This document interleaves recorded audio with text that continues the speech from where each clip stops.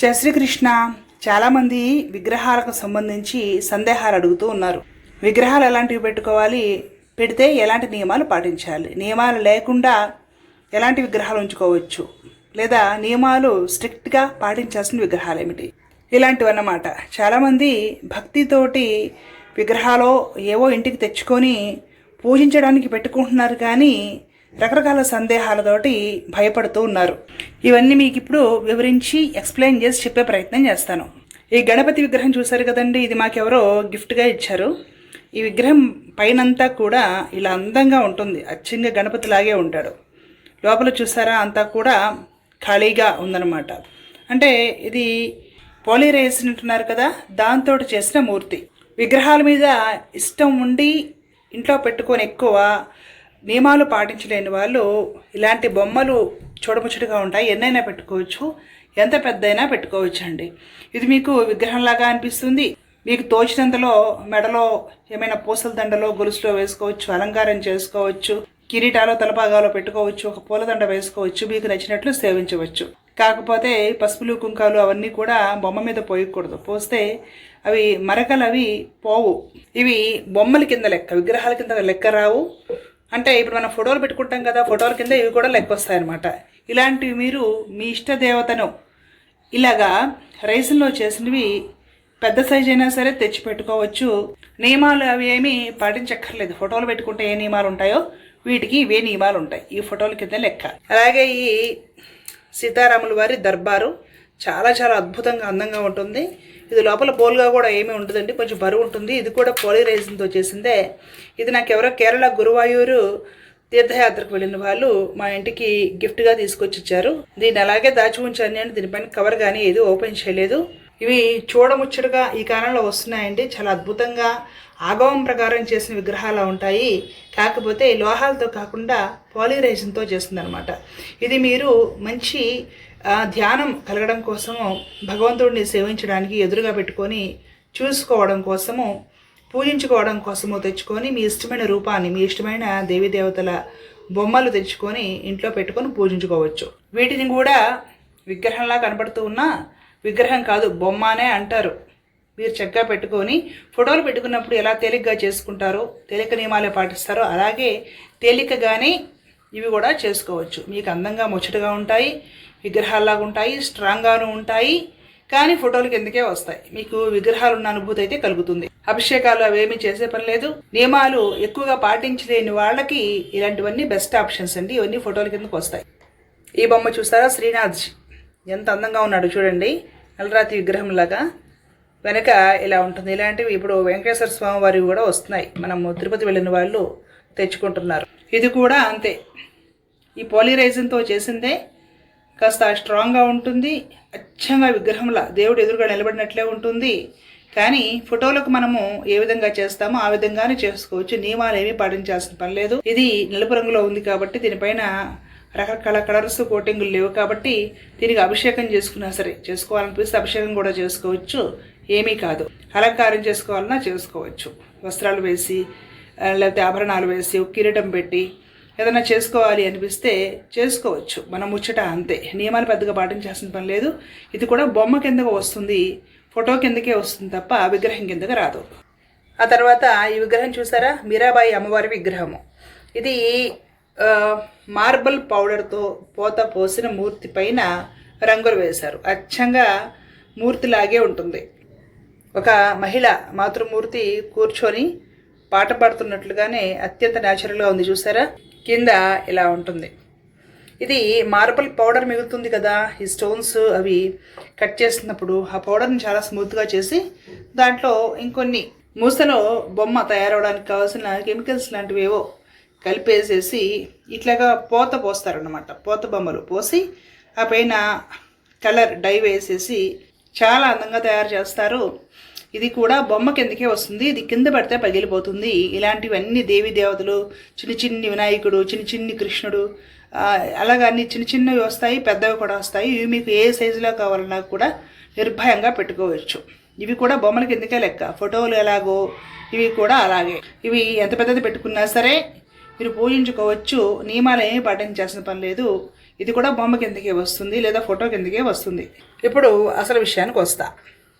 ఇది చూసారా, ఒక చిన్న కృష్ణుడి విగ్రహం అన్నమాట. ఇప్పుడు మినియేచర్ విగ్రహాలను వస్తున్నాయి. ఇది ఇత్తడితో చేసింది, పోత పోసింది, హ్యాండ్మేడ్ కాదు, ఇత్తడితోటి ఇంత చిన్న చిన్న విగ్రహాలు కూడా పోత పోస్తున్నారు. మనకి ఇప్పుడు దొరుకుతున్నాయి.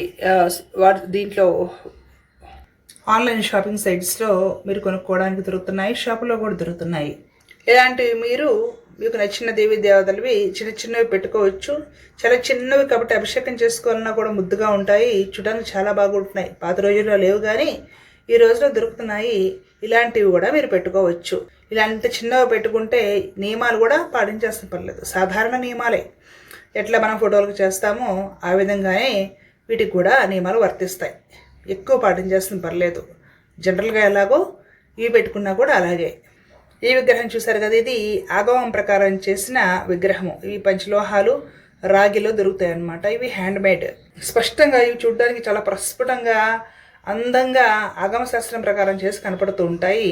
వీటిని కూడా మీరు ఈ సైజులో, ఇప్పుడు సీతారాములు, రకరకాల దేవీ దేవతలు, కృష్ణ పరమాత్మ అందరూ దొరుకుతున్నారు. మీరు ఈ సైజు వరకు కూడా ఆగమశాస్త్రం పెట్టిన విగ్రహాలు పెట్టుకుంటే పెద్దగా నియమాలు ఏం పాటించాల్సిన పని లేదు, సాధారణ నియమాలు పాటిస్తే సరిపోతుంది. ఏమీ కాదు, ఇలాంటివి మీరు పెట్టుకోవచ్చు. ఇలాంటివి పెట్టుకుంటే మీకు అభిషేకం చేసుకోవడానికి, పూజించుకోవడానికి, ఎక్కడికైనా ఊరు వెళ్ళేటప్పుడు కానీ, దేవాలయానికి వెళ్ళేటప్పుడు కానీ తీసుకొని వెళ్ళడానికి అన్నిటికీ కూడా బాగా సరిపోతుంది. సాధారణ నియమాలే పాటిస్తే సరిపోతుంది. ఏదో ఫోటోలకి వాటికి ఎలాంటి నియమాలో అలాంటి నియమాలు పాటిస్తే సరిపోతుంది. ఇది కాస్త గమనించండి. ఇది ఇత్తడితో చేసిన కృష్ణ పరమాత్మ విగ్రహము. మా ఇంట్లో చాలా పాత రోజుల నుండి ఉంది. ఈ విగ్రహానికి బట్టలు అవన్నీ కూడా పూర్తిగా కంప్లీట్గా వేసి, శాలువాతో సహా వేసి అలంకారాలు చేసే ఉందన్నమాట. దీనికి ప్రత్యేకంగా బట్టలు కట్టడానికి లేదు. ఇత్తడితో చేసిన విగ్రహం పాత రోజుల్లోది కాబట్టి ఇంకా మెలమెలా మెరుస్తుంది. ఈ రోజుల్లో అయితే వెంటనే నలబడిపోతాయి, మొత్తం అంతా కలుపుతున్నారు కాబట్టి. చూసారా, అరిచే వరకు ఉంది దగ్గరగా. మీరు ఇంతవరకు ఉన్న ఇత్తడిలో చేసిన మూర్తులు పెట్టుకోవచ్చు. ఎవరికైనా ప్రత్యేకంగా ఏదైనా ప్రత్యేకమైన ఒక దేవత పైన, ఒక రూపం పైన ఇంట్రెస్ట్ ఉన్నప్పుడు మిగతావి చిన్నవి పెట్టుకొని, ఏదైనా సరే మీకు బాగా అన్నిటికంటే నచ్చిన ఒక రూపము కాస్త మీరు ఈ సైజులో పెట్టుకొని అలంకారాలు అవి చేసేసుకోవడం, అభిషేకం చేసుకోవడం, సేవ చేయడం అవి చేయవచ్చు. ఈ సైజు వరకు మీకు ఇత్తడిలో కూడా పర్వాలేదు. ఈ సైజు ఎక్కువ పెట్టకండి. మిగతావి చిన్న చిన్నవి పెట్టుకొని మీకు బాగా ఇష్టమైన ఏదైనా ఒక రూపం ఉంటుంది కదా, ఆ రూపం కాస్త ఈ సైజు వరకు పెట్టుకొని మీకు నచ్చినట్టుగా అలంకరించుకొని సేవించుకోవచ్చు. ఈ సైజు మీరు ఎక్కువ పెట్టారనుకోండి, ఇంకా అవన్నీ మరలా తోముకోవడము, అలంకారాలు చేసుకోవడము, ఈ బొట్లు పెట్టుకోవడము, ఇదే పని సరిపోతుంది. అలాగే పిఓపి, ప్లాస్టర్ ఆఫ్ ప్యారిస్తో చేసిన మట్టి బొమ్మలు అంటారు. మనకి రోడ్ల పక్కన కూడా పెడుతూ ఉన్నప్పుడు కనపడుతూ ఉంటాయి. చూసారా, అవి చాలా పెద్దవి కూడా మీరు ఇంట్లో హాల్లో పెట్టుకుంటారు చాలామంది అందానికి చూసుకోవడానికి. పూజ గదిలో కూడా పెట్టుకోవచ్చు, ఏమీ కాదు. అవి కూడా విగ్రహాల కిందే లెక్క, ఏ నియమాలు ఉండవు. విగ్రహాలు అంటే బొమ్మల కిందే లెక్క, ఫోటోల కింద లెక్క, నియమాలు పెద్దగా పాటించాల్సిన పర్లేదు. కాబట్టి పిఓపితో చేసినవి అలాంటివి కూడా మీరు కావాలనుకుంటే షోకేస్లోనే పెట్టుకోవచ్చు. మీరు చూసుకోవడానికి, పూజ చేసుకోవడానికి పూజ గదిలో కూడా పెట్టుకోవచ్చు. ఇప్పుడు నేను చూపించినవి మీరు అందంగా అలంకరించుకొని సేవించుకోవచ్చు. ఎప్పుడైనా సరే అనుకోకుండా చేజారి పగిలిపోవటమో విరిగిపోవటమో జరిగిందనుకోండి, దానికి మీరేం భయపడాల్సిన పని లేదు. ఏదైనా సరే వస్తువు నశించిపోవాల్సిందే. ఎప్పుడైనా అలాగా పగిలిపోవడం, విరిగిపోవడం జరిగితే ఏం భయం అక్కర్లేదు. ప్రశాంతంగా వాటిని తీసి పక్కన పెట్టేసి, మీకు కావాలి కంటిన్యూ చేయాలనుకుంటే అలాంటిదే ఇంకోటి ఏదైనా తెచ్చుకొని మరలా పెట్టుకొని పూజ చేసుకోండి. లేదనుకుంటే ఉన్న వాటికే పూజ చేసుకోండి.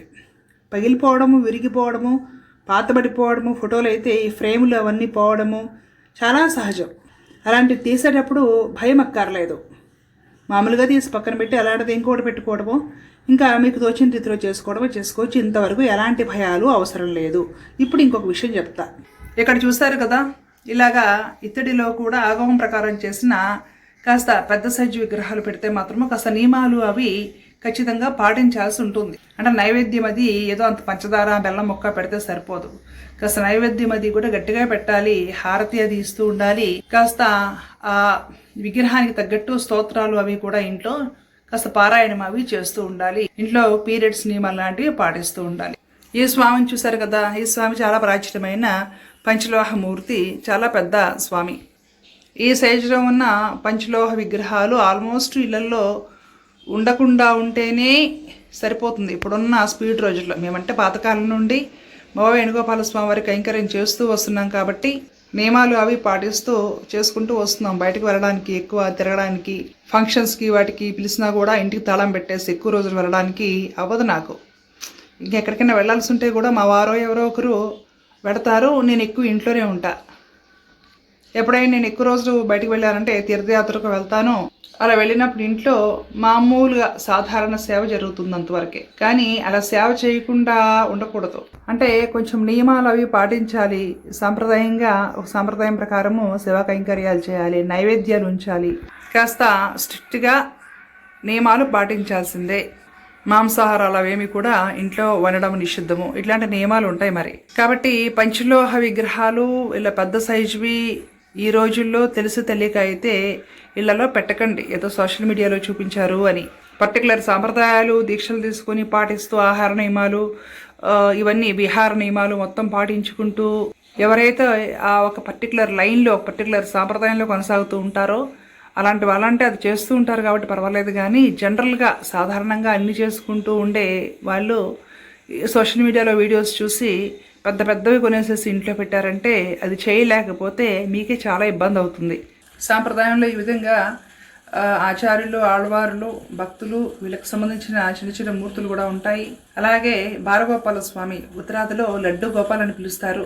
ఇప్పుడు దక్షిణాదిలో కూడా చాలామంది లడ్డు గోపాల స్వామిని ఇంట్లో ఉంచుకొని సేవించడం అలవాటు చేసుకుంటున్నారు. లడ్డు గోపాల స్వామి విగ్రహాన్ని ఇత్తడిది చిన్న విగ్రహం అయినా కానీ తెచ్చి ఇంట్లో పెట్టారంటే ఖచ్చితంగా వస్త్రాలు వేయాలి, పాలు, పప్పు ఇలాంటివి కొంచెము నైవేద్యాలు పెడుతూ ఉండాలి. లడ్డు గోపాల స్వామి ఇత్తడి మూర్తి అయినా సరే, ఇత్తడి మూర్తి ఉంటుంది ఎక్కువ, చిన్నదైనా సరే తెచ్చి ఇంట్లో పెట్టినప్పుడు ఈ విధమైన మూర్తి వస్త్రాలు వేసి ప్రతిరోజు కనీసం నైవేద్యం పెడుతూ ఉండాలి. వెళ్ళేటప్పుడు మనతో పాటుగా ఎక్కడికైనా తీసుకుని వెళ్ళాలి. ఒంటరిగా వదిలేసి వెళ్ళడము అలా చేయకూడదు అనేసి లడ్డు గోపాల స్వామికి ప్రత్యేకమైన నియమాలు చెప్తారు. అదే లడ్డు గోపాల స్వామిని ఈ విధంగా మనము చిన్న చిన్న ఇప్పుడు వస్తున్నాయి కదా మినియేచర్ మూర్తులు, ఇలాగ పెట్టుకున్నాం అనుకోండి, పెద్దగా నియమాలు అవసరం ఉండదు.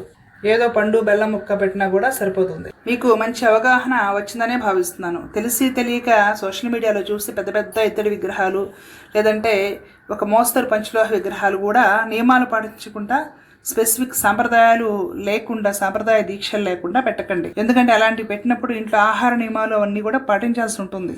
ఇప్పుడు వస్తున్నాయి కదా చక్కగా ఈ పిఓపితో చేసినవి, అలాగే పోలిరైజిన్తో చేసినవి, ఇలాంటి విగ్రహాలు. అలాగే ఇదేంటిది ఈ మార్బల్ పౌడర్ మిక్స్తో చేసినవి, ఇలాంటివి ఎన్నైనా కూడా మీరు చక్కగా పెట్టుకోవచ్చు. ఇవన్నీ బొమ్మల కిందకు వస్తాయి. ఈ బొమ్మలు కూడా మరీ ఎక్కువగా కాకుండా మీకు బాగా ఇష్టమైన కొన్నే పెట్టుకోండి. అప్పుడు మీకు దైవం దగ్గరకు వచ్చినప్పుడు ధ్యానం కుదురుతుంది. ఇతర విగ్రహం పెట్టుకుంటే ఈ సైజుకు మించి పెట్టుకోకండి. ఈ విగ్రహాలు లేదా ఫోటోలు అతిగా పెట్టుకోవడం మానేసి కొంచెమే బాగా మీకు ఇష్టమై మీ మనసుకు నచ్చలేదంటే మీ కుటుంబాచారం ప్రకారం మాత్రమే అతి తక్కువగా ఉంచుకుంటూ మీకు పూజా మందిరంలో బాగా ధ్యానం కుదురుతుంది.